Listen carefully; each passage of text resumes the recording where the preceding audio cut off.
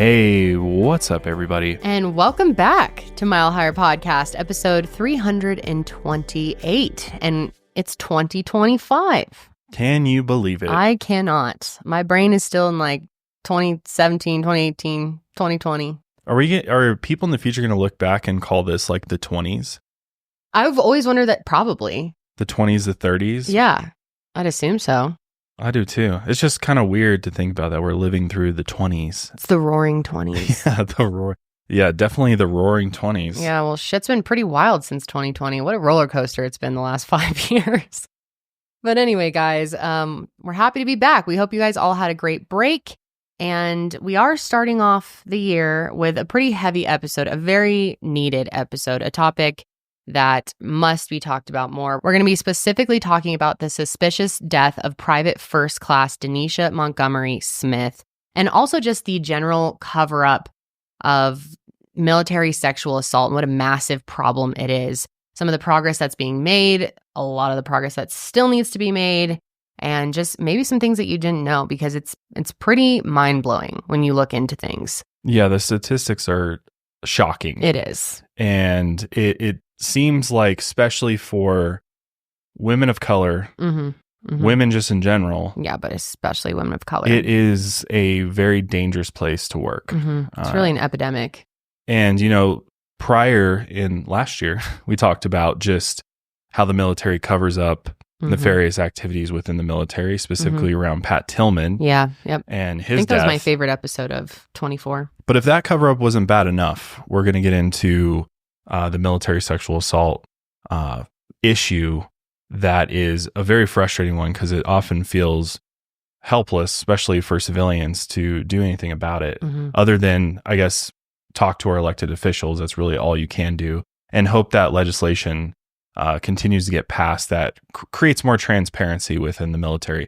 And also this concept of holding the military accountable for crimes that occur within their own ranks. And this is a systemic issue that's been going on since the very beginning of the United States military. But it seems like, we've been able to chip away with, we'll talk about a piece of legislation that was passed fairly recently in the last couple of years that definitely helps a bit, but there's still a long way to go to really solve this issue. And it's not just an issue that civilians feel helpless about, but especially people who are serving that don't know how to handle it because they're afraid of being punished, really, at the end of the day, and are afraid to speak up, afraid, to speak up even for somebody else because of how you could be treated. So it's just really such a massive problem that I don't think is spoken about enough. I don't think enough people understand just how widespread and horrific it actually is. But yeah, I've been wanting to cover Denisha's case for a while. I heard about it a little while back, and it's so sketchy. It's incredibly sketchy. And I think when you know the details of this case, and this actually takes place overseas, which is interesting, because you have German law enforcement investigating her death initially, and their findings are far different than the actual military's investigation that's conducted and what they tell the family. So it's just, there's red flags everywhere. It's been shocking to me that they've been able to sweep this under the rug and virtually nothing's been done about it. And those involved aren't even named. We don't even know who those people are because they're protecting those people.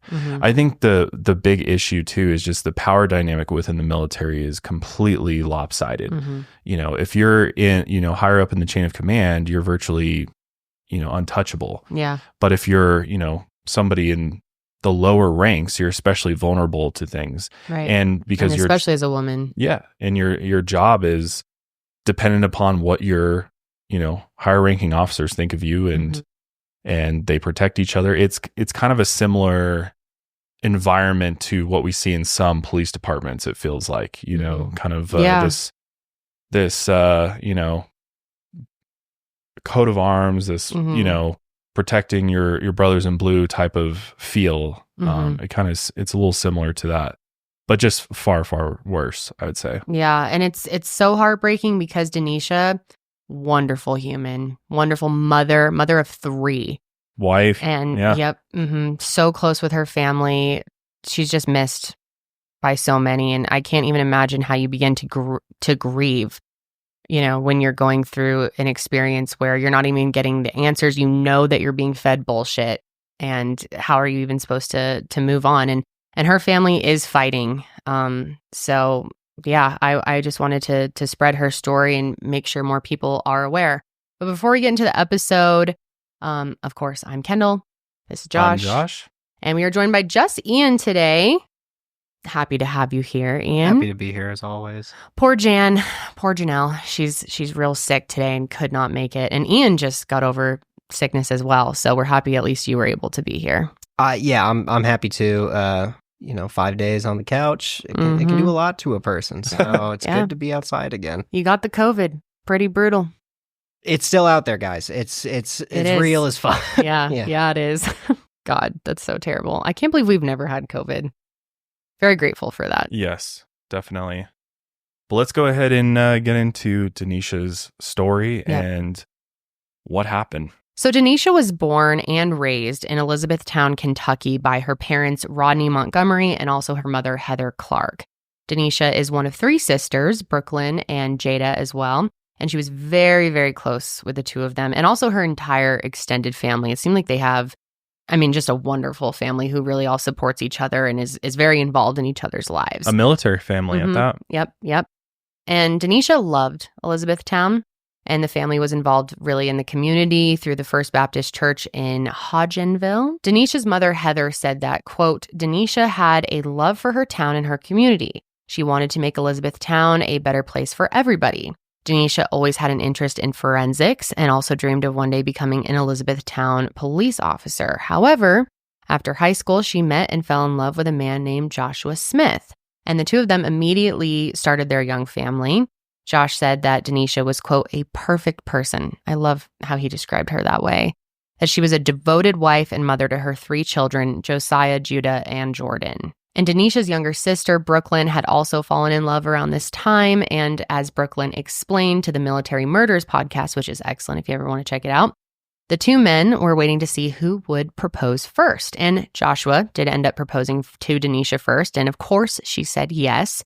And then Brooklyn's partner, wanted to wait until after Denisha's wedding to not steal her thunder, her attention. But in a moment of serendipity, Brooklyn was the one who caught the bouquet at Denisha's wedding. And that pretty much sealed the deal. It was also around this time that Denisha started asking Brooklyn and their Aunt Tamika about their time in the Army.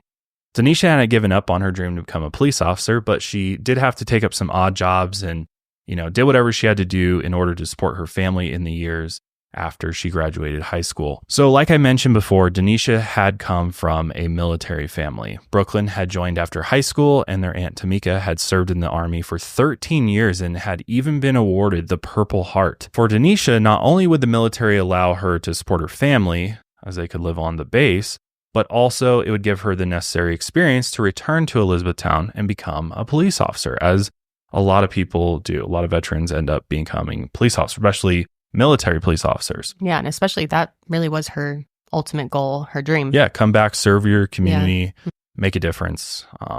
Love that. So in January 2021, Denisha joined the 139th Military Police Company and moved her young family to Fort Stewart, Georgia. Denisha enjoyed her time with the military police, or the MPs as they're called, in Fort Stewart, and her family quickly acclimated to base life. Compared to bases like Fort Bragg or Fort Hood, Fort Stewart was relatively peaceful, and Denisha could keep in contact with her family back home in Kentucky and her sister Brooklyn, of course, who was stationed elsewhere. However, after only being stationed at Fort Stewart for 5 months, Denisha got word that she was going to be rotated with the 139th Military Police Company to an American base in Wiesbaden, Germany for a 9-month stay. Wiesbaden was a typical first deployment overseas, and since it was a friendly region, her family wasn't all that worried that Denisha was going to see combat. Still, Russia had just invaded Ukraine, and not only was Denisha worried about potential U.S. involvement in Ukraine's defense, but it'd also be the first time that she had to leave her family behind for service. That'd be, so hard to leave everyone in your family, but especially when you have 3 young children. So yes, she could support them financially while stationed in Germany, but Denisha's children were described as, quote, her whole world. So obviously very, very difficult to leave them behind and be away from them. Every new year, we set all sorts of big goals, but only 8% of people will stick with their resolutions all year long. And I think a resolution for most of us, if not all of us, is to find ways to save our money. And if you're not investing your money, now is the time. Because our sponsor today, Acorns, makes it extremely easy to do so. Acorns makes it easy to start automatically saving and investing, so your money has a chance to grow for you, your kids, and your retirement. You don't need to be an expert either. A lot of us don't know where to start, and it can be very daunting to get into investing, but Acorns will recommend a diversified portfolio that fits you and your money goals. And you don't need to be rich. Acorns lets you invest with the spare change that you've got right now. You can start with $5 or even just your spare change, which I really love this whole concept because it allows you to get your feet wet. It's very easy to understand, and it doesn't really require you to change anything about the way that you live or spend. It just takes that spare change that you have and it puts it into your portfolio, which is awesome. I love how simple Acorns is, and they provide you tons of resources and educational material to really learn about investing and what you're doing, as well as just managing personal finances and putting yourself in the best place possible in the new year. So head over to acorns.com/milehigher or download the Acorns app to start saving and investing for your future today. Paid client endorsement. Compensation provides incentive to positively promote Acorns. Tier 1 compensation provided. Investing involves risk. Acorns Advisors LLC, an SEC registered investment advisor. View important disclosures at acorns.com/milehigher. Brooklyn and Tamika really reassured her about the whole thing. Many U.S. soldiers join in the first place to travel the world, and Wiesbaden, the base, had been described as an enjoyable first assignment. So she would be able to make friends with other MPs in the unit, and that the 9 months would just fly by. So she was feeling okay about it heading in. So in May of 2022, Denisha packed up her things and was assigned to the Lucius Clay Kaserne, which is actually just German for barracks, correct? Yeah. So like military police, they are often assigned to basically just watch over and police specific barracks at the base. So they're not like running operations throughout. They're just more or less doing typical police assignments throughout the barracks, making sure everything's running in order. Right. Okay. Yeah, they do a lot of actually, there was a time I wanted to be a military police officer because I knew it'd be a great experience to become a police officer. But what they do, traffic stops, if people get disorderly, they break up fights, that kind of stuff. They're maintaining peace on the base is really what their job is, and protecting the base. So she was headed to Wiesbaden, and things were pretty normal at first. Denisha really enjoyed seeing Germany, of course. It's a beautiful country, but definitely expressed that she was homesick for her family and friends back in the States. Very understandable. But she routinely called home, and her family and friends said that no matter how much she missed home and her family, that she did not seem depressed, which is important to note. According to the CID investigation, which is really, really sketchy, but we'll get into that later, Denisha argued with one of her fellow bunkmates in the barracks over the volume of the music that she was playing. However, this was the only negative remark that was left on Denisha's report. Everyone said that she really followed orders and did her job well, even though she was missing home. Then on July 19th, Denisha left the base for the first time to go to a water park, kind of theme park situation. And this had been her first day of R&R, which is rest and recuperation. And she was really excited to spend it with her unit and go do something fun and kind of relaxing. So she drove there with 5 fellow military police officers, including her bunkmate. And the group ended up drinking pretty heavily at the water park and then drove back to the base a few hours later. Which that kind of stuck out to me. Water parks here, can you get alcohol?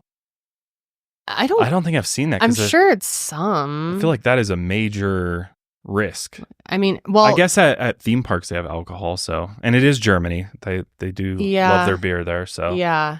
I don't know. It's possible but that they had drunk, they may have brought alcohol too. That's true. I don't really know. We didn't really get details about how they got the alcohol. They may have gotten it there though. Who knows? But bottom line is they were drinking. But then on the drive back, the driver pulls the car over, and all 4 of her fellow soldiers, including her female bunkmate, began assaulting her, and it was absolutely brutal. They pinned her in the back seat while they restrained her arms, striking her limbs, and then burning her shoulder with what appears to be a cigarette. And it's very... there's a picture of the wound, and it's bad. It's gnarly. It's really bad. I can't think of anything else that it could be. Yeah, it looks like a burn for sure. Or maybe like a cigarette lighter in the car or something, possibly. I don't know. I don't know. But it does look like a burn. And then Denisha tried to defend herself. She bit one of the men and then, quote, was mushing the face of her bunkmate, which essentially, if you didn't know what mushing means, just kind of like pushing up on her like face. Grabbing and like pushing. Push her away, yeah. And that her bunkmate had joined in on the assault as well. And still, all of her efforts were not enough to stop the violence, and the attack didn't stop until they started the car again. When Denisha returned home, she FaceTimed her family and asked them to screen record the call to make a record of her injuries, which was very smart. So we actually have a clip showing a little bit of that call.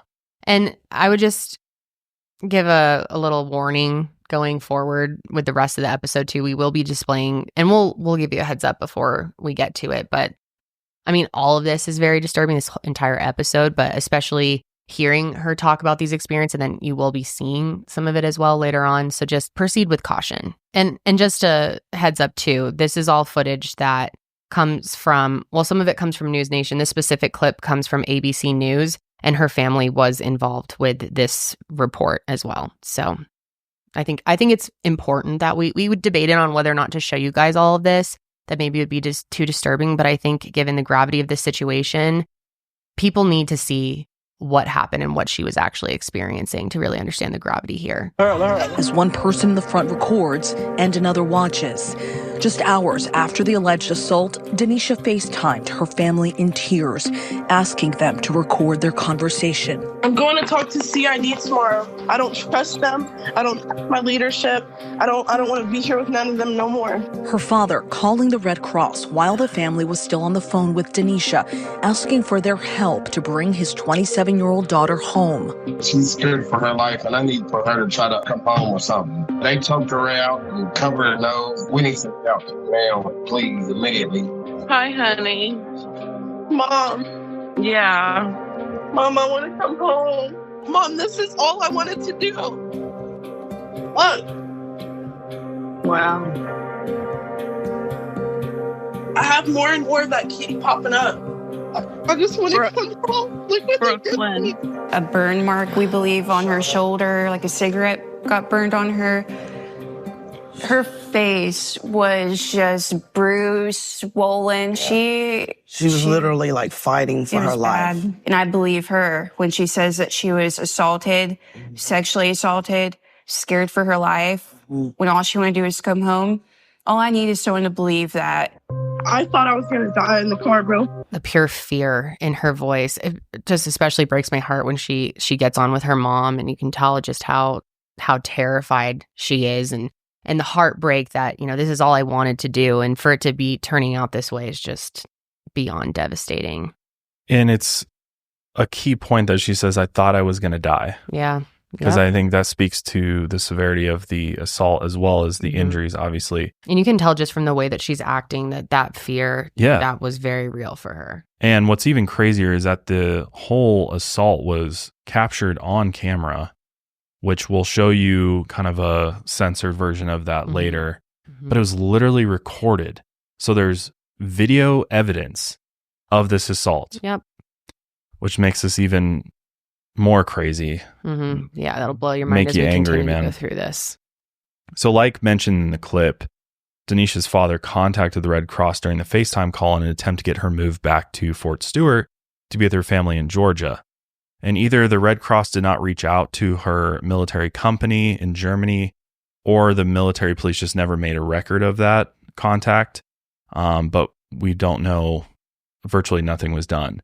Which it's crazy that they even have to go to an outside organization like Red Cross for help, when really feel like there should be an emergency contact within the military for this type of stuff. Like, why doesn't the military have a human resources department that is, there to reach out in these types of events so that somebody can, make this emergency known and do something about it and remove this person from the situation? That's baffling to me. I don't get it. Well, I mean, I'm not in the military myself, and I'm not an expert, but I can tell you it's definitely not due to budget constraint. No. So let your mind wonder what the reasons are for that. And at this point in the military, there was the equivalent of like a sexual assault outreach. They were called JAG agents. However, they really couldn't do anything, and like they had no authoritative moves that they could actually perform. And it seems like almost all of their budget was spent on PR, more like HR videos that you'd watch, like have a buddy when you leave base or just shit like that. Not any sort of actual support or outreach that they could provide. Yeah, which just defeats performative. Just trying to cover their bases and look like they're doing everything they can when clearly. Doesn't it like defeat the whole purpose of what this agency is supposed to do? Certainly. If they have no authoritative action they can take, then what's the point? There is no point. It's like I said, it's performative. Well, and it just seems it's all an image thing, right? Like, how many people on the outside are going to like look in any further and be like, oh, well, what do you guys actually do? Right. From the outside, it looks like, oh yeah, they're trying to prevent this from happening. But when it does happen, what is the action plan put in place? Oh, there isn't one. Yep. So just loss of words, man. I don't understand. I know. So Denisha went to report the assault the next day to a first sergeant in her command. She also attempted to report the sexual assault of another female soldier in her platoon. However, the first sergeant discouraged her from filing the report.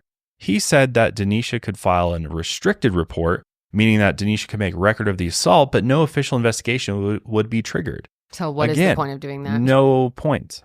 Here, just vent. Just vent. Well, just write it down and make you feel better. Yeah. But that's the extent we're willing to go. No negative remarks would be made on the assaulting officer's records. So just allowing someone to get away with assault, basically. Just like okaying it, really. What's even crazier about this whole thing is that her first sergeant informed her that if she made an unrestricted report, this would trigger that CID investigation, which for those that don't know, CID stands for Criminal Investigation Division. This would obviously set things in motion up the chain of command, but Denisha would also be charged with assault. Make that make sense. Defending yourself, you have no right in the military. Nope, none at all.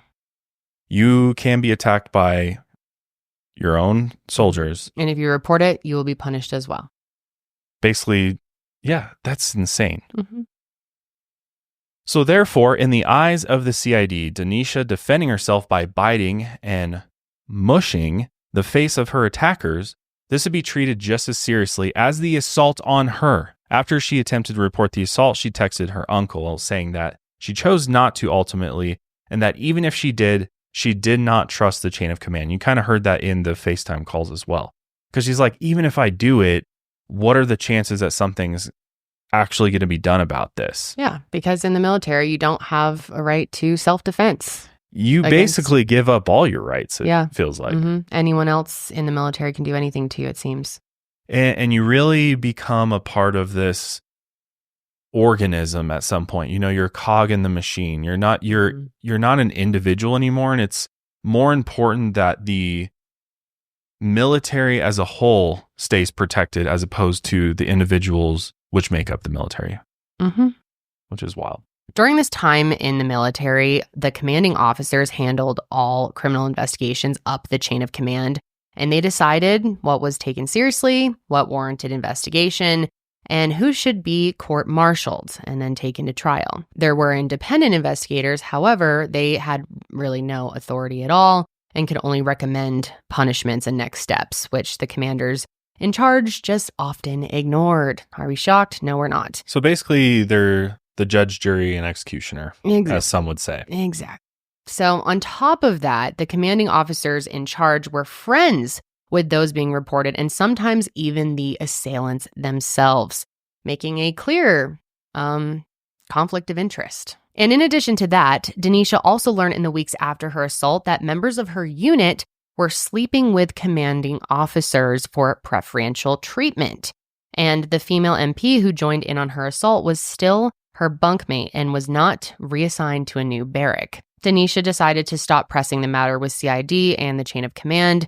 And by the time August rolled around, she only had 1 month left in Germany before she was rotated back to Fort Stewart and reunited with her family in Georgia. I think that's what makes this extra heartbreaking, is she was so close to being able to be back with her loved ones. So she constantly interacted with her sisters, her parents, her husband. She even sent Joshua videos of herself dancing to music on his birthday, and also sent Snapchats of her packed bags to her family back in August, saying that she was more than ready and very excited to be back home. But unfortunately, this is where things took a dark turn, because out of nowhere, Denisha was found dead in her locker on August 9th, hanging from her military utility belt. And her family gets this news. Keep in mind, they're so excited for her to come home. They're getting these Snapchats, all these messages, seeing her packed bags. They're just ready. They're so close. And then military grief officers show up to their house and talk to Denisha's mother, Heather, and tells her that Denisha had died due to suicide by suffocation before the CID investigation had even begun. And as you can imagine, this was beyond shocking and devastating to her family. They knew how excited and hopeful Denisha was to return home only a few short weeks later. And Heather had actually planned this huge welcome party for her when she got back, like a big celebration for everybody. And instead, Heather said, quote, "My beautiful firstborn came home in a box with no explanation." So a lot of questions here. First of all, they came to the determination that Denisha died by suicide before the CID was ever even able to investigate. And the reason they did this was because German police initially investigated her death. And for context, they only did this for 1 day. Yep. So you can imagine they just probably came onto the base, looked at the scene, Quick said, look. Yep. Suicide. That's it. And then Shut they the book rolled on out. That. Yeah. And this unfortunately happens a lot in suspicious deaths where the scene looks like a suicide, that it's just automatically assumed that's what happened. They don't even take a moment to consider who the person is or ask the family, ask people who actually knew her to see what her state of mind was like, if there was any other signs. Or if there was anything else going on. That right. Could, or some other situation. Yep. We see that all the time. So many cases we've covered as well. What's also interesting is that specific and very important facts were altered between the German police report and the Army's official CID report. For one, the German police investigation, which again only lasted for a day, cited Denisha's July 19th assault as a sexual and violent assault, yet the official CID report, which is over 400 pages in length, does not mention the July 19th attack as an assault. So very different conclusions there. 400 pages manages to leave that major detail out. Something that had coincidence? Very recently happened. What's even worse is that the Army CID report had to be FOIA requested. So this wasn't released, had to submit a Freedom of Information Act request to get a hold of it. And yet in this report, every name of the interviewed soldiers and assailants in her violent attack were redacted, meaning we can't look into the past of the individuals because we don't know who they are, and as well as the commanding officers involved in the reporting of this attack. So it's all redacted. Everyone was protected except for Denisha. The official CID report states that Denisha attempted to report her assault to her first sergeant and that Denisha was, quote, depressed before her rotation to Germany and told him she wanted to get out of the military for behavioral health reasons as she was suicidal. Despite the fact that her family had never once heard from Denisha that she was depressed or suicidal in any way, shape, or form. Of course, she was homesick and stressed about leaving her family behind in the States, but suicide or depression never came up in their conversations. So very different versions of the story here. The first sergeant also said that, quote, Private First Class Montgomery shared with her family and himself that she felt she was assaulted in the vehicle on July 19, 2022, and sustained scrapes and bruising, but admitted she was highly intoxicated, which not only sets up this narrative that Denisha wasn't assaulted, but, quote unquote, felt she was assaulted. What does that even mean? Well, and I think it's important that the only mention of assault in the 400 pages is with this interview with the first sergeant, who, again, it's not an official Army determination that this was an assault. It's them quoting him saying she felt she was assaulted. And that's just from him. That's just what he's saying. Right. Exactly. To further this narrative of suicidal ideation, the CID report states that, quote, Denisha's iPhone was utilized to conduct multiple online searches which pertain to unhappiness with unit leadership, struggles with depression, thoughts of suicide, and how to be discharged from the military. Again, Denisha had made her unhappiness with leadership and fellow soldiers known to her family, but why would she not tell them she was feeling suicidal in the weeks leading up to her rotation back to the States? Like, it's hard to imagine, especially with how close she was with her family. Yeah. Her husband, she has kids at home. Yeah. If she was really struggling to that extent, one would think she would share that with them. Yes, definitely. And they would have some inkling that that was a possibility. Yeah. And I mean, I think her feelings of just general feelings that most people in the military experience, just missing home, you know, the grind of everything, it gets upsetting and miserable at times, but that doesn't mean you're willing to take your life.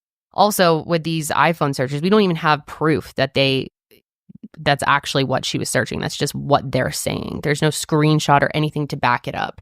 And I mean, they lie in these reports all the time. Yeah, that's a great point. So it could be completely just doctored and, you know, made up. Fabricated to fit the narrative that they're trying to spin. Right. And then on top of that, the CID report changes the narrative surrounding Denisha's military service before the assault. Again, she only had one negative remark on her record for getting into that argument with her bunkmate over the volume of the music. And we can't even confirm, just to be clear here, that that person that she had fought with over the music was the same person who was in the car who assaulted her. Because everything's redacted. We have no way of tracking down people. Dude, can you imagine, as her family, how fucking infuriating that would be to not even know who these people are? Just completely shut out. I would lose my mind. However, the CID report stated, quote, Denisha seemed to lose interest in trying to be the best in the job and started requesting working in Area 4. And redacted soldier's name explained that Area 4 was the patrol that would do more building checks than be on the road. Redacted soldier's name stated that PFC Montgomery had taken up smoking recently to help with stress, and that while in Germany, she had a drinking issue. Which is someone's opinion, first of all. Yeah, this is just coming from one person. And who knows what motives they have to lie. I mean, we don't know, but it's very unlikely. But again, neither of those things necessarily mean somebody's going to take their life. No, I mean, no. That's just dealing with stress in a stressful situation, especially after you've been assaulted and you're not getting any support. So Yes, which this will explain that more. So the CID report states that Denisha's room was littered with airplane bottles of vodka and that she was drunk all of the time. However, she called her family like every chance that she gets, and the only time that she was drunk was after that July 19th assault, in which she was drinking with the soldiers before the attack even happened. So they never experienced her drunk on a FaceTime call or anything. And like we said, she was checking in all the time. So there's really no proof other than people's, opinions and their perspectives or whatever they're trying to build. People protecting other people. Exactly. I mean, it really seems like she took her job very seriously. Yeah. This was like her dream that she's living. Mm-hmm. And she has all these plans to go back home, become a police officer. Like, why would she jeopardize that? Or just, I don't know. It just seems like a convenient excuse for somebody to bring up. Especially because before any of this happened, she was always described and in the reporting that she was very dedicated to her job, took it very seriously. And no one ever had anything bad to say when it came to her actually performing her duties. So it would be a very quick 180 overnight, for her, because otherwise I would feel like there had been more remarks in her past, in her records. Right. If this had really been an ongoing issue, was she just become an alcoholic overnight? Interesting timing for all of these details to come out, right? So then there's the narrative surrounding the assault. The CID report states that Denisha was assaulted by German citizens while in the park, not her fellow military police officers. So, oh my God, the bullshit in this just sends me up a fucking wall. So where's the German police's investigation into these German civilians? Yeah, let's get names of the civilians. What are you guys doing about that if that's really the case? Which obviously that's fucking fabricated. There's no way that's true. Anyway, the report goes on to say that while driving on the freeway, Denisha was intoxicated and confused and attempted to open the door of the car while traveling at highway speeds. And therefore, what Denisha described to her family and attempted to report to the CID was not an assault, but rather her colleagues trying to restrain her by burning her with a cigarette and bruising her all over her body. Okay. So the official CID report states that Denisha had, quote, a falling out with the soldiers who assaulted her. Yeah, that's putting it lightly. A falling out. God, it's so insulting the way that they tried to spin this. But again, Denisha FaceTimed her family right after she returned to her barrack. She told them that the other soldiers were choking her so hard that she thought she was going to die. And her highly bruised limbs look more like impact bruises rather than restraint. I mean, it's pretty obvious once you see it. And most notably, she was also covered in burns. So why would you burn someone with a lit cigarette if you were attempting to save their life, trying to keep them from jumping out of a moving vehicle? Yeah, nobody's going to do that. No, doesn't make sense.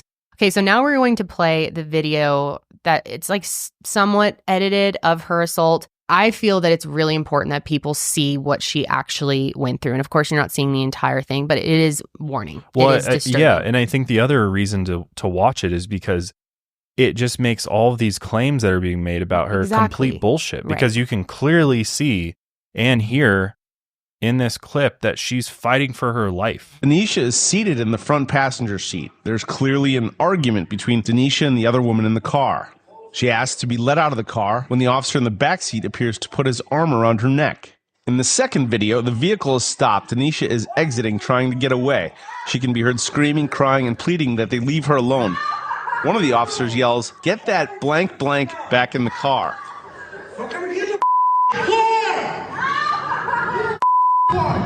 In the third video, Denisha is laying across the back seat on top of 3 seated officers. One of them, holding her down, appears to cover her mouth. Denisha can be heard saying she cannot breathe. One of the officers can be heard saying, "Stop holding her like that." Her family insists these videos are proof that Denisha was assaulted. I watched the assault. His first instinct is to lie and cover up, even when the truth would do. The individuals Denisha said were involved in the altercation, one of them being her roommate, were never listed as potential persons of interest in any investigation. The group had been drinking. At the time, all were stationed at Army Base Wiesbaden in Germany. No, bro. When she said the group got into an altercation inside the car, this video released to Denisha's family by the Army Criminal Investigation Division shows Denisha being pushed down by 2 people in the backseat of the car. I can't breathe. It's really, really hard to watch. So incredibly disturbing. But I just think it's so important that we see it for ourselves. Yeah, and I mean, this is just what we can see, too, from this. I'm sure there's more that we haven't seen that is even worse. Because obviously we can't tell that somebody puts a cigarette on her or anything like that. Yeah. But clearly those injuries were there after this. You can also see in that clip that one of the officers has his arm around her neck and hand over her mouth. And when she's saying, "I can't breathe," and he's got her held really tight, almost in like a chokehold, it looks like. So certainly not restraining her from trying to jump out. Well, how would she even do that? That she's, squashed between these guys. So, and these are trained military police officers. I mean, they're, they know how to restrain people and they know how to, Her own fellow MPs and all of them in on this at once. Not a single one of them seems to try to put a stop to it. There were issues going on at the base as well. One of the MPs involved in the assault had a master key that could access every barrack in Denisha's section, including her private quarters. On top of that, security cameras in the hallway leading up to Denisha's room were not functional starting the day she attempted to report the assault and were only restored 2 days after her body was found. Interesting timing there, huh? Explain that. God, it's so obvious. God. Well, and I think like with the issue of the security cameras in particular, it's like it was about a month between the time when she reported the assault and when she was found. Mm-hmm. So the fact that they didn't have working security cameras in a highly secured military barrack for that long. Just for that specific time period. Exactly. I think that's and then they just notice after they find her body and they're like, oh, we should restore it. Yeah. Yeah, that's ridiculous. No, bullshit. I don't think anyone would believe that.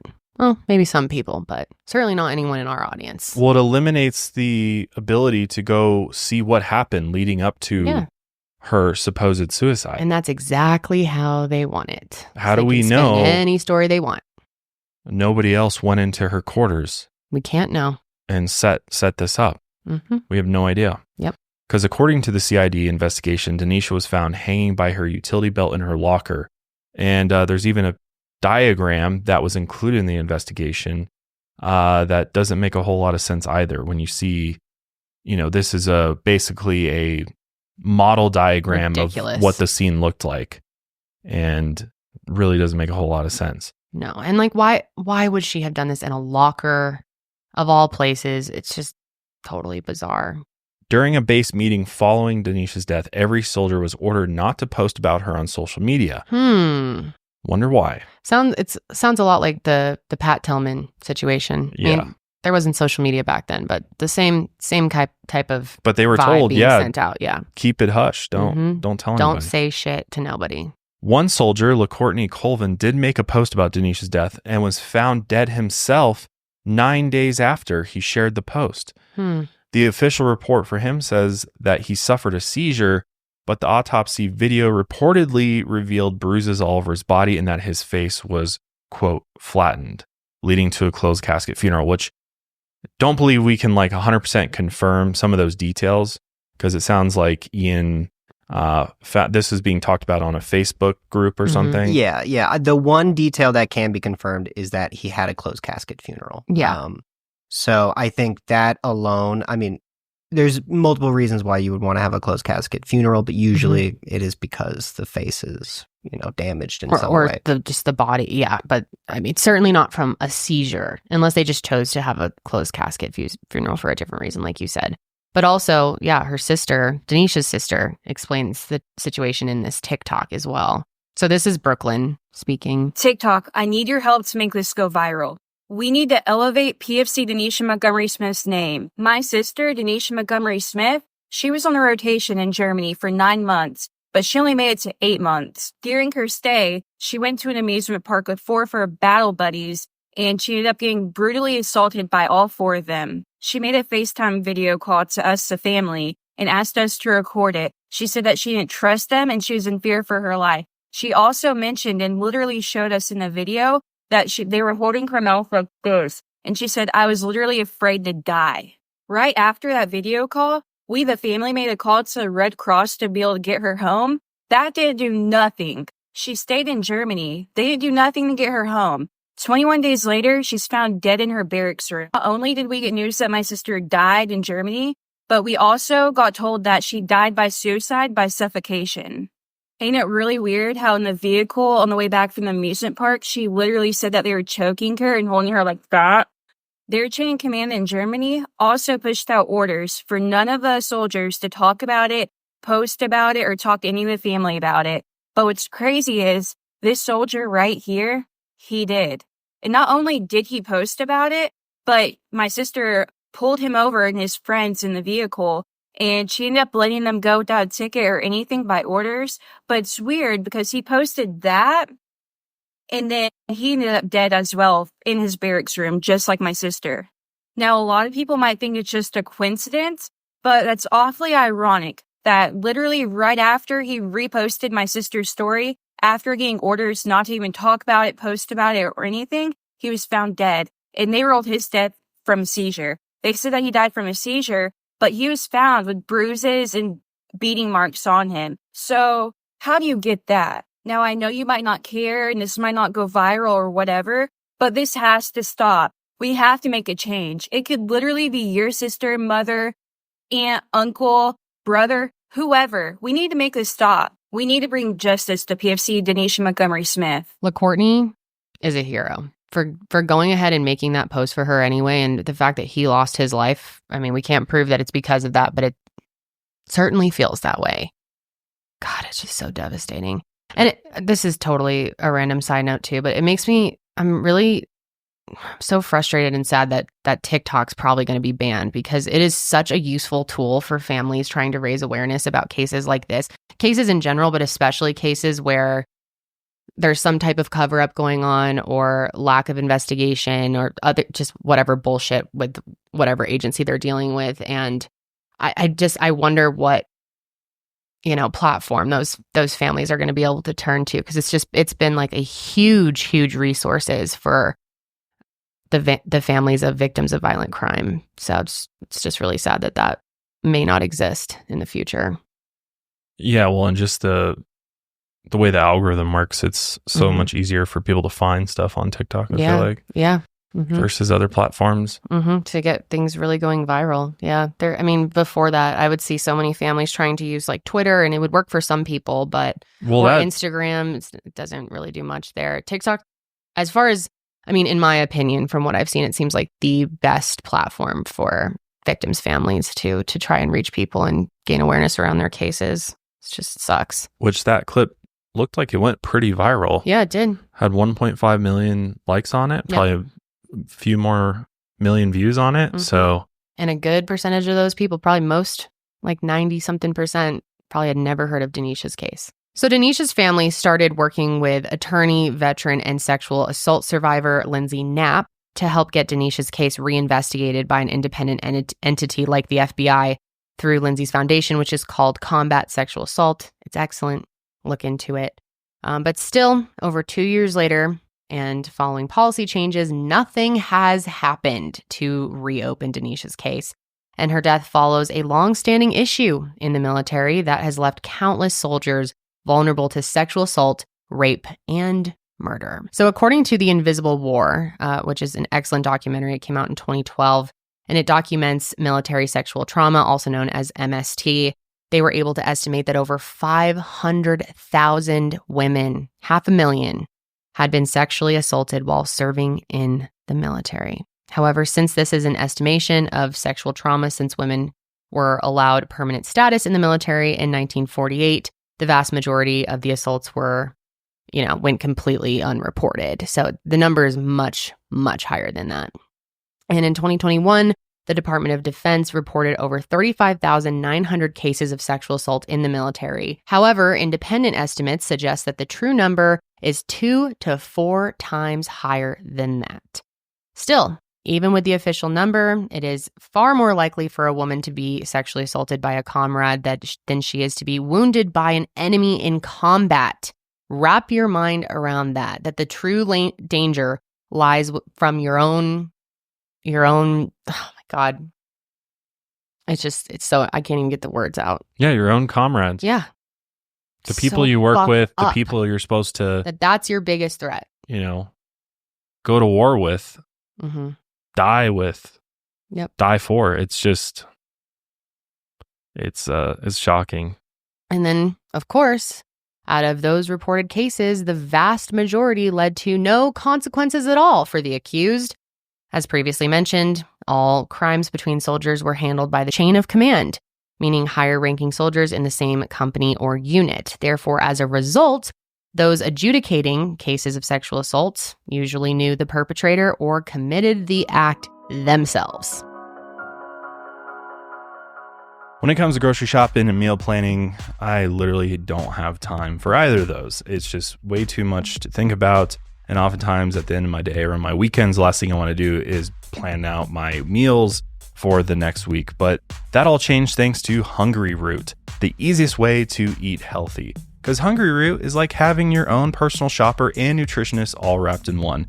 You know, every new year, I set out to try to eat healthier, exercise more, and Hungry Root just takes care of the weekly grocery shopping for me. It recommends healthier groceries and meals tailored to my taste, nutrition preferences, and health goals. They make it easy to eat high quality, nutritious food and achieve any diet or health goals, from anti-inflammatory to gut-friendly, gluten-free, or dairy-free. Shopping, planning, and cooking food really can be simple and stress-free. Just tell them about your goals and preferences, and then they fill your cart with personalized recommendations that get smarter as they learn more about what you liked or didn't love, which I love this personalization process that they have, because they really do match you up with products and groceries you probably would have never even thought about, but you'll absolutely love. All of Hungry Root's recipes can be made in just 15 minutes or less, with over 15,000 recipes shipped each week. There's something for every taste and nutrition preference.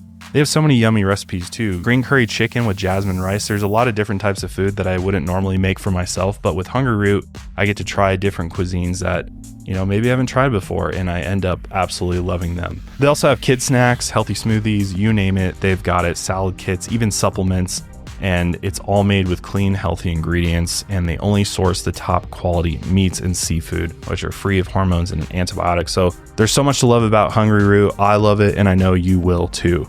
You're going to love Hungry Root as much as I do. Take advantage of this exclusive offer. For a limited time, get 40% off your first box, plus get a free item in every box for life. Just go to hungryroot.com/milehigher and use code milehigher.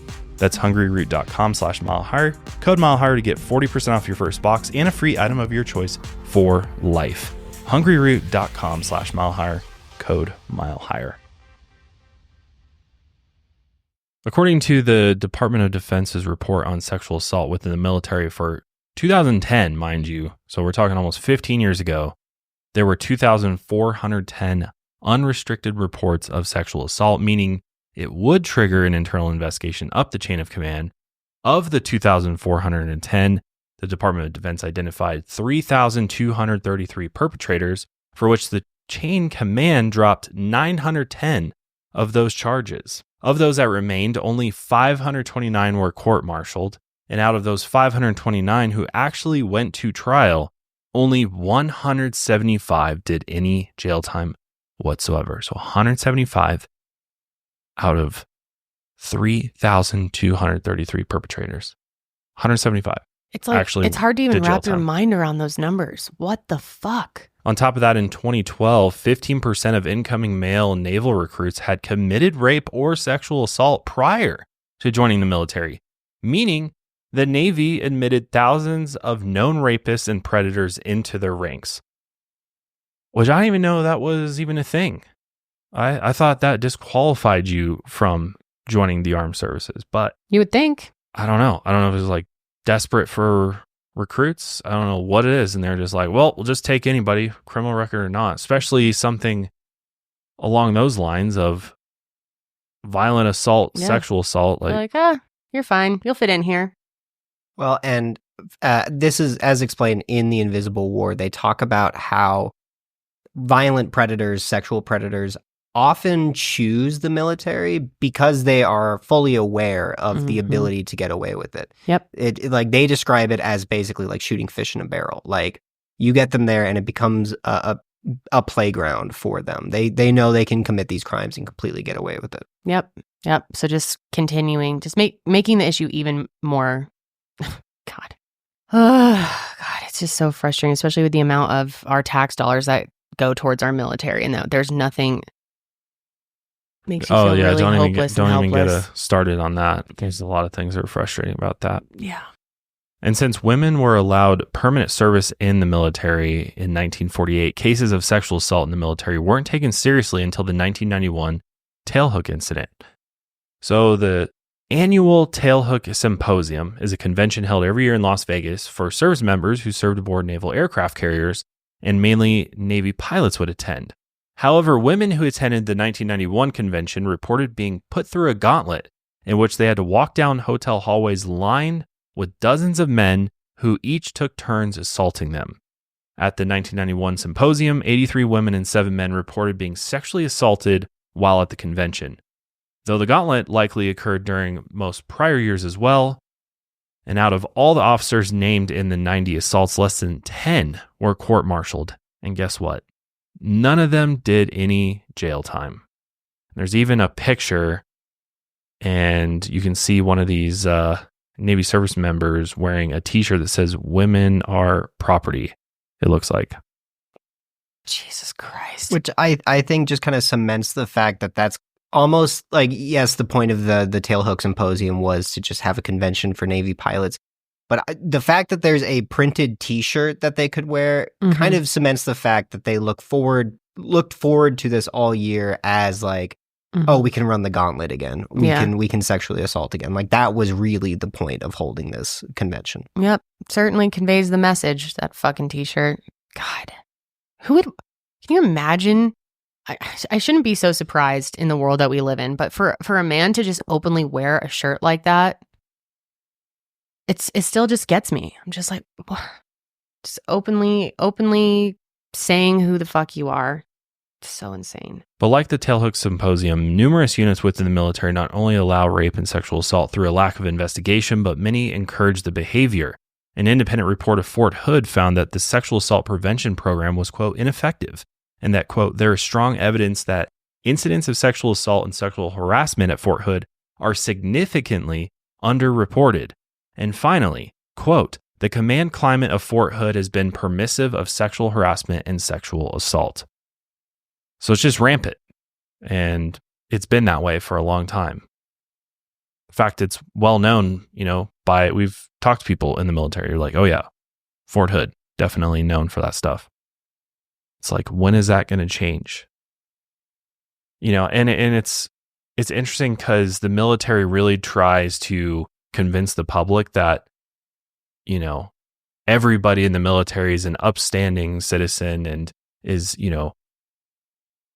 making all these sacrifices and everything, which of course all the good ones are. But the fact that there's literally criminal rapists and predators in the military that are just taking advantage of the lax rules and lack of investigation is sickening.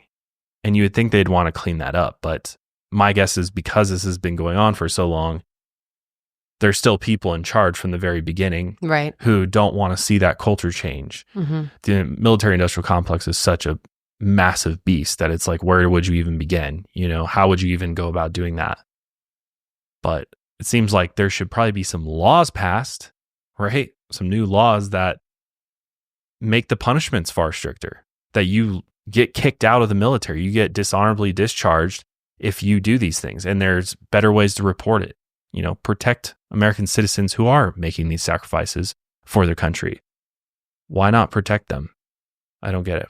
Like, the thing that gets me is, I think regardless of what you feel of the military's actions, I think when you look at soldiers like Denisha, who join because they do believe like this is, not only will this be good for my career, but they're upstanding citizens who want to serve their country. Again, whether you believe that's what the military does or not, that's what those individuals believe. And the fact that then they get there and they are just subjected to rampant abuse, violence, sexual assault, everything. Yep. Yeah, it's I don't know. Feels like a big scam, big lie. They suck you in and then you just get completely screwed. Or worse. It's just, I don't know. And I've listened to a lot of ex-military members, including people in special ops and things like that. And even those guys, a lot of them are like, there's so much bullshit. There's so much bullshit. And,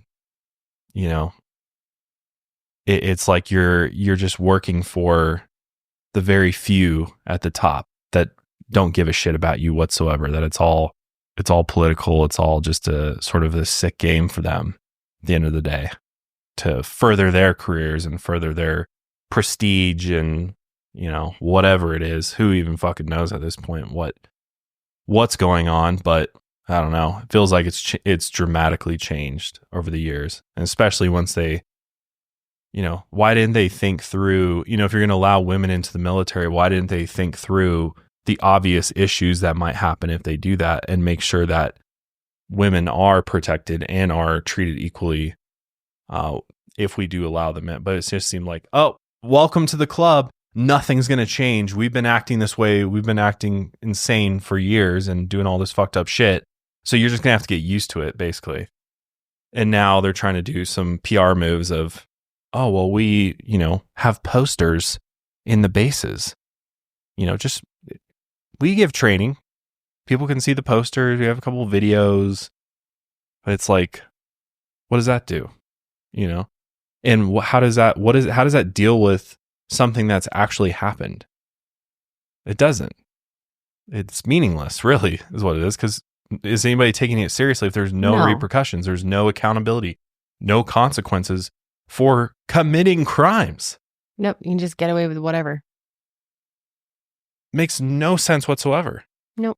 On top of that, the problem of sexual assault within the military is more unique when considering women of color, specifically Black women.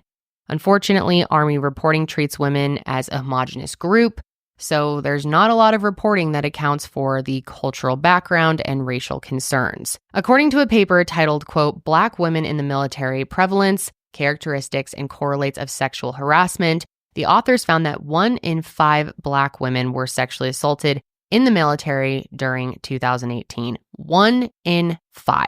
And while that number is lower than that of other women of color within the military, only 43% of them reported the harassment or assault to authority, with the majority of them urged by their chain of command to make an informal report. And 48% said that this report led to rules on harassment being explained to everyone in their unit, and an equal number reported that they were encouraged to drop the issue.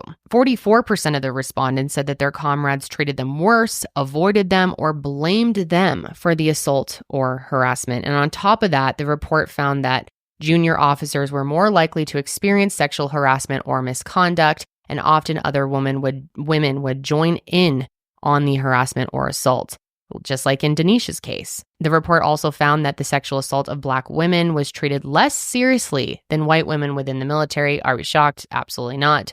And that instances of sexual assault and harassment against Black women were less common in units led by Black women. In addition, the RAND Corporation found that veterans who screen positive for MST have a higher risk of dying by suicide than those who don't. Lindsay Knapp's foundation, Combat Sexual Assault, calls this phenomenon, quote, murder by suicide. According to the Invisible War, the documentary you mentioned earlier, a higher percentage of women who experience MST have developed PTSD when compared to men who have developed PTSD after combat. So that's a pretty staggering statistic right there. So with all that in mind, it's important to note that Denisha's case is not the first high-profile military sexual assault that led to death, but rather a long-standing trend within the military's permittance of sexual trauma, specifically when it comes to Black women and women of color. In 2004, Lavina Johnson joined the Army after graduating high school. Her father was a veteran, and she felt compelled to join like many other Americans after the invasion of Iraq and Afghanistan. Lavina was stationed in Balad, Iraq in 2005, and after only 8 weeks stationed overseas, Lavina was found dead just 8 days before her 20th birthday.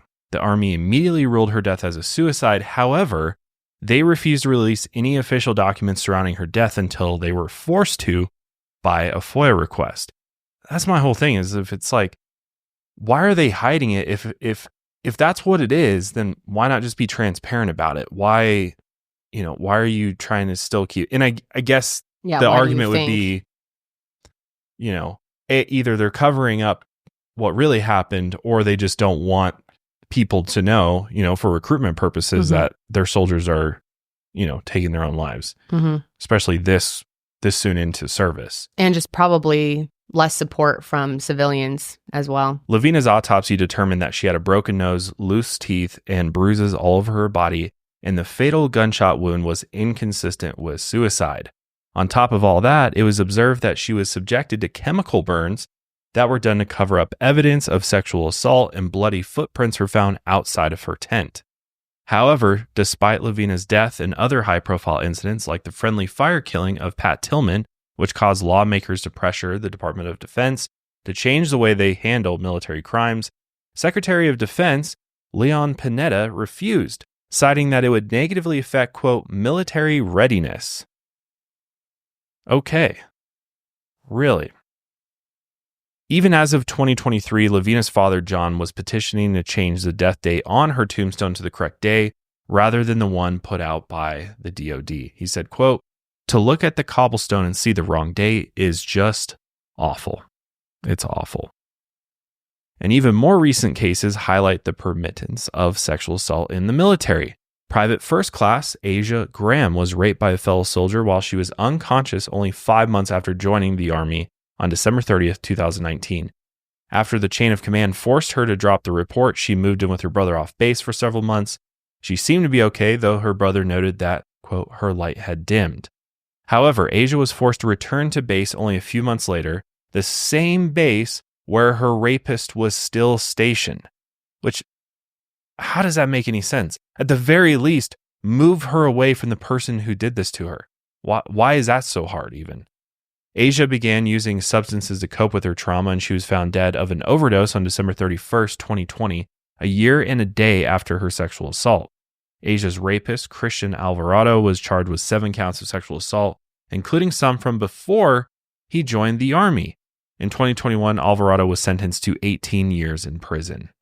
So, perfect example of the military allowing somebody with horrific crimes in their past to join and further commit horrific crimes. And then her being forced to still be on the same base with him. That's crazy to me. That seems like a simple fix that they could do. Yeah, if you're not going to get rid of that motherfucker, then at least protect her by putting him somewhere or her somewhere else. It's just, what? I think the only thought process the military had with that choice was that if they did move him, that would in and of itself be an admittance that the rape occurred, which they've already told her to drop the report. Yep. So again, it's just any excuse for that. Exactly. Doesn't everybody know by this point in time that the military has tons of issues, has tons of fucked up things going on? Like, why are they still trying so hard to protect that, which seems to make it worse anyways? I think it's because we haven't even really scratched the surface. Like, we know a few instances, we know how bad it is. So they're worried about absolutely terrible shit. And I think Ian and I were talking about this earlier. Yeah. They're worried about if they provide more transparency, that transparency will lead to us wanting even more transparency, which could lead us down a very dark road, specifically talking about war crimes committed and atrocities committed across the world by the U.S. military. And it'd be really, really upsetting. You know what I mean? Yeah, they want to keep us in the dark as much as possible. So even though they know that, you know, we get instances here and there, we see glimpses, they don't want the full picture to be revealed. Well, and, you know, thinking back to Pat Tillman, again, like the reason Lavina's death was finally, like the FOIA request finally went through was because it was pressured to release during the Pat Tillman hearings because they were like, what the fuck is up with this? Yeah. And Pat Tillman, you know, if we remember, the whole reason they wanted to spin that story to be like he was a war hero who died in combat was because the Abu Ghraib scandal of us abusing and torturing prisoners was about to release, and the DOD knew that. So they wanted to spin this Pat Tillman story so that wouldn't be exposed. Yeah. So like you were saying, Josh, like if they do allow even just that inch of more transparency, I think they're worried of other Abu Ghraibs being exposed, other war crimes that we don't even know about. Again, we only know the things that have been leaked. The tip of the mountain, you know? They don't want the whole thing to come crashing down. Well, I think we all can assume that they're what the worst of the worst is at this point. Yeah. I mean, they know that we're assuming, but we don't know the actual facts. We don't know that we can't, like, you know, hold them accountable. Well, and I don't know, because I think the other thing too is if all this, you know, horrific stuff comes out about the military and what they actually do, are people still going to want to join? Oh yeah, that's a huge and then if I mean, I know, like, I believe recruitment numbers are still relatively down from where they were in previous administrations. So, you know, that's something they don't want to do. And obviously, I don't know if I'd be in favor of like a draft coming back where they start forcing young Americans to join the military. I hope you wouldn't be at all in favor. Yeah, I mean, I don't want to do that. Certainly not. But But what my point in saying that is, could that be why? You know what I mean? Like, could they, is it better that we don't know what's going on and that people still join on their own? Yeah. I think it's just volition, or is it better if we do know and then they just start forcing us to participate? Mm-hmm. I don't know. Well, I think it's becoming more evident than ever as time goes on, just about how our servicemen and women are treated, not only while they're in the service, but once they return as well. That's a whole other issue. Leads to those as well. But yeah, I think it's a multitude of reasons why they wouldn't want us to know. That's a great point you brought up too, because in that Invisible War documentary, they were highlighting a veteran who she was sexually assaulted and just really horrific stuff happened to her. And they show her experience with like the VA, just trying to, her face got severely injured through these assaults that she went through, and she's got like nerve damage. She's got all this stuff going on, and the VA is an absolute shit show and can't even like figure out what's going on with her. She has to like spend all this money to go back and forth to different doctors and stuff, and just the whole VA thing is a whole other can of worms. But it's just all bad. I know, from top to bottom. Obviously, there's lots of great people. I have family that served in the military. I'm not saying I probably sound anti-military, but I understand why it exists. I think it's important to protect our nation, and I definitely respect those who serve. It's absolutely a sacrifice, but it just, the system, the military-industrial complex is just so out of control, so highly flawed, so unhinged and unregulated. No checks and balances when it comes to that whatsoever. They control absolutely everything. That it's this monster that we're all just left with, and there's nothing we can do about it. I know. Yeah, it's really frustrating because we always try to support the VA as well, because we know how bad veterans need that support. So like we make a lot of donations to them, not only like monetarily, but also just we make any type of personal donations. We have like a VA pickup pretty much every other month. But I often wonder like how much of that is actually making it to veterans and their families. Yeah. I don't know. It's such a complex issue. It is. It's so massive. It's hard to even know like where to begin. And it just makes you feel so helpless, especially when you're supporting it essentially just by paying taxes in this country. And what are your options? To stop and go to jail? Nope, can't do that.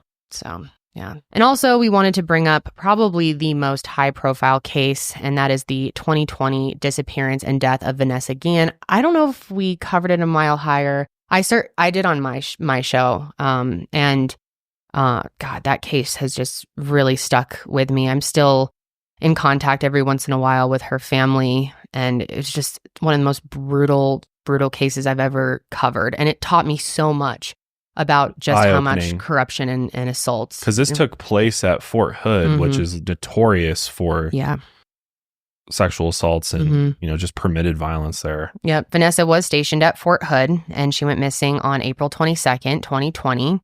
She had previously told her mother that she was being sexually harassed by an unnamed sergeant, and her mother urged her to report it. But of course, Vanessa was too fearful to do that. She feared, quote, retaliation if she reported the assault to the CID.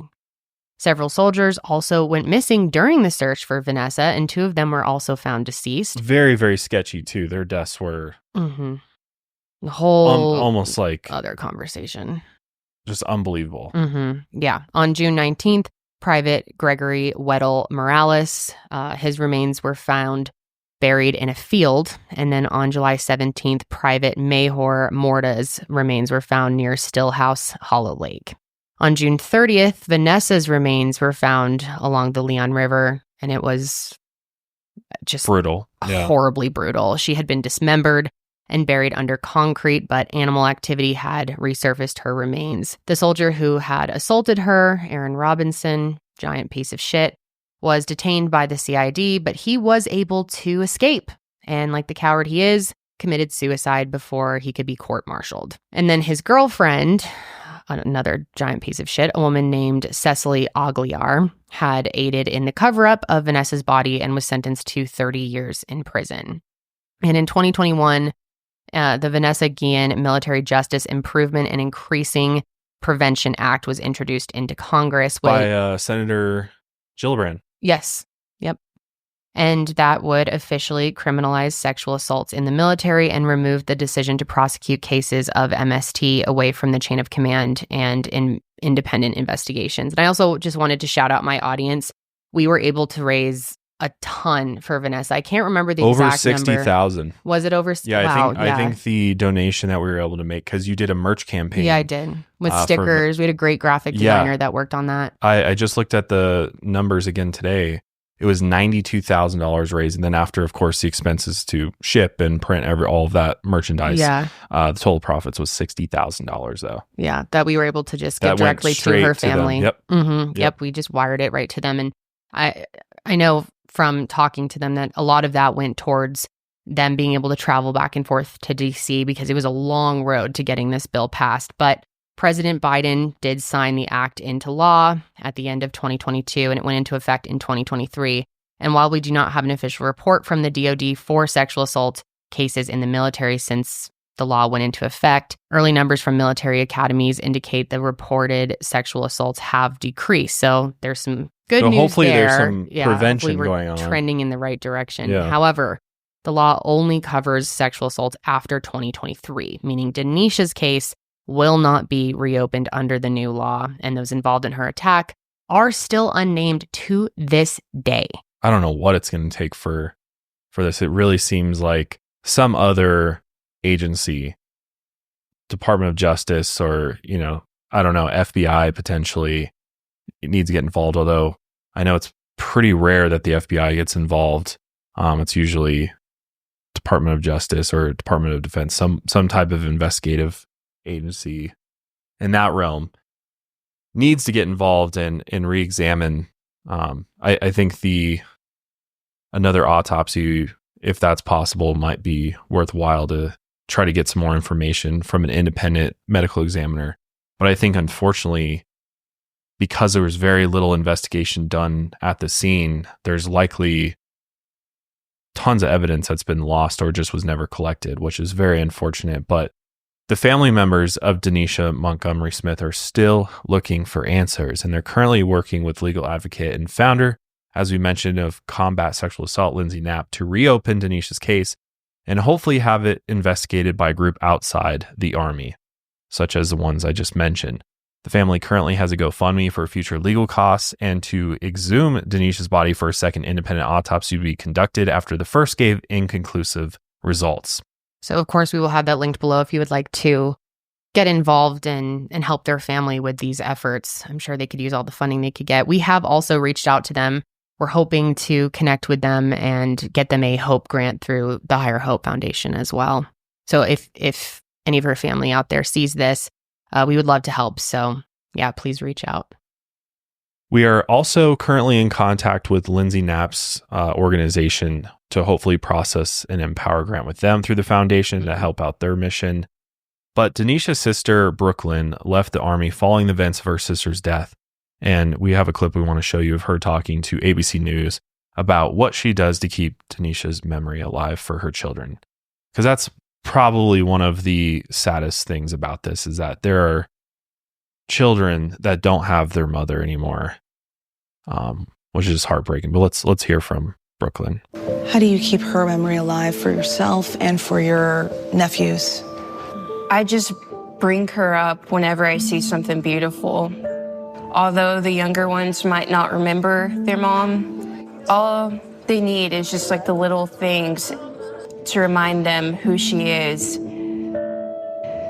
Beautiful sunset. Look how beautiful your mom looks today. Look at that beautiful butterfly. She's watching you right now. That's her. God, my heart just breaks for all of them, and especially for her children. And I don't know how, filled in they are since they are young, but I'm assuming that as they get older, they will learn the truth of what happened, and to not have that justice for her, for them, it's horrific. It's horrific, and it's extremely maddening. I can't imagine the anger, frustration, because it does feel hopeless. It feels like, what can we do? And that feeling of not being able to do anything about it, not getting that justice, and knowing that your loved one's death is being covered up, that you're being lied to, is just such salt in the wound on top of that grief. It's horrible. Yeah, and I think based on everything that we know, and when you compare the reports, there's just so many things that stick out to that's really hard to come to any other conclusion other than this seems like this was a staged suicide scene, and somebody was concerned about, which is the one thing that I get tripped up about, that someone was concerned about her potentially getting them in trouble for the assault. Yep. And so they just made sure that she was never able to speak about it again or escalate that issue. Or it was a situation where another assault happened, things got out of hand, and something went worse, too far, and then it was staged to look like something else after the fact. I mean, there's so many different reasons you could come up with for why someone would have staged this, but I don't know about you guys, but personally, I don't believe any of the bullshit narrative they gave. I 100% believe that Denisha was murdered. Yeah, especially when you fact check everything else and you realize, and if you just know about some of these other cases, it's just so obvious that this shit happens all the time. That hopefully one day the truth there's comes no out. accountability. No accountability for people's actions, for crimes. No, I certainly wouldn't feel comfortable with anyone in my life, especially my own children, serving in our military. I'd be terrified. Well, and I think the Vanessa Guillen Act is obviously that's a step in the right direction. Huge step. It's fantastic that it happened. And I think still the military needs to address other concerns so they don't occur in the first place. Yes, I'm sure that people facing consequences will bring the number of sexual assaults down. But I mean, like that paper mentioned, the fact that the military does not take into account racial concerns, gender concerns, there's this idea that, oh, you're just a soldier when you join the military. Yep. And of course, that's good in theory, but you can't remove the soldier from the world, and so those concerns are frankly exasperated. Yeah. And so I think there needs to be other work done. So like the paper mentioned, in units where Black women lead, there's less likely to be assault against Black women. That tells you so much. Right. And those concerns, those allegations were taken more seriously.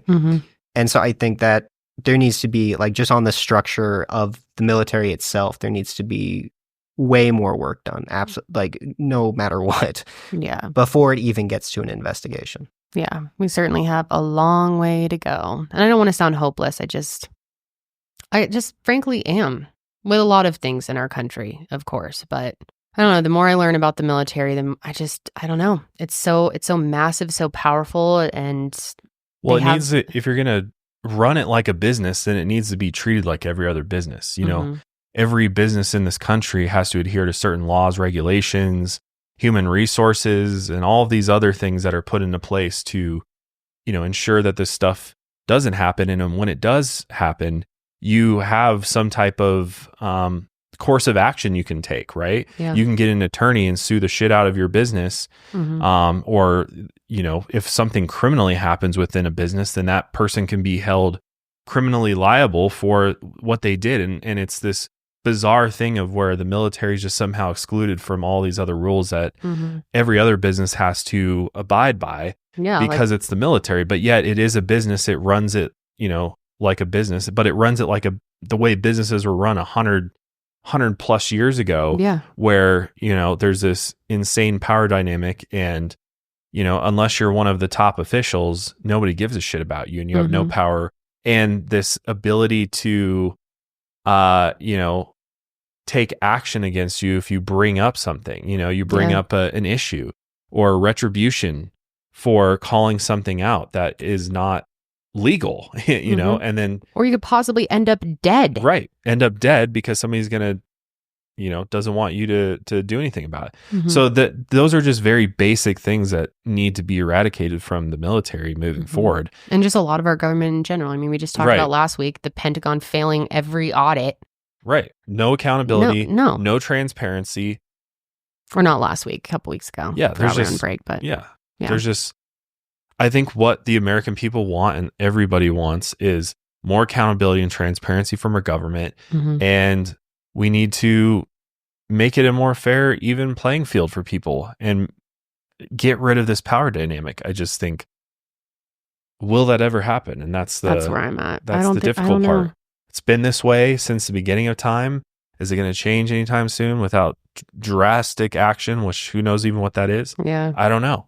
I don't see it happening for foreseeable future. Which I think the only thing you can do, and this is why, you can't get too cynical about everything, is the only thing we can do is make our voices heard, continue talking about these things and getting it out to as many people as possible. Because I think the only real power we have is power in numbers and the power of the population, that if we can come together on these issues, which should be, across the aisle, over the aisle, under the aisle, whatever you want to call it, everybody should be, on the same page when it comes to human rights and, being treated fairly and being safe in your workplace and not being worried about being murdered or taken advantage of. Like, these are all basic things I think every human being cares about, because every human being has a brother, a sister, a wife, a daughter, you name it, that could potentially be in a position like this. So why wouldn't we want to, and I think what happens is there's a resistance there. These elected officials, some of them do their best to make a change, but then they face all this resistance. And I think it goes back to Ian's point. I think what needs to happen is we need a change of leadership, and we need some, more equal representation amongst, different types of people. Like we got to in order to change these ways, we have to bring in new people, new ideas from different backgrounds, put our heads together. Stop being fucking selfish, really, at the end of the day. Yeah. It's a giant feat. It's a lot to go up against. And that's why, again, huge shout out to this family for, not only are you dealing with all of this grief, but to go up against this machine and fight as hard as you can. And to people like Lindsay Knapp, I mean, just some of the bravest amongst us to try and make a difference. And I really hope that one day you guys get that justice and get really the answers that you deserve. To not even have the answers is just horrific. But we definitely want to hear from all of you, want to hear your thoughts on this case and the military in general, all of the topics that we brought up today. I'm sure there'll be a lot of discussion in the comments. And that's, again, why it's so important to talk about this and to have these discussions. Whether you agree or disagree or have different points to bring up, we love hearing from all of you. But that is going to be it for today's episode. I know that was a heavy one, but again, very important. We will be back next week, of course. And until then, keep on taking your mind a mile higher.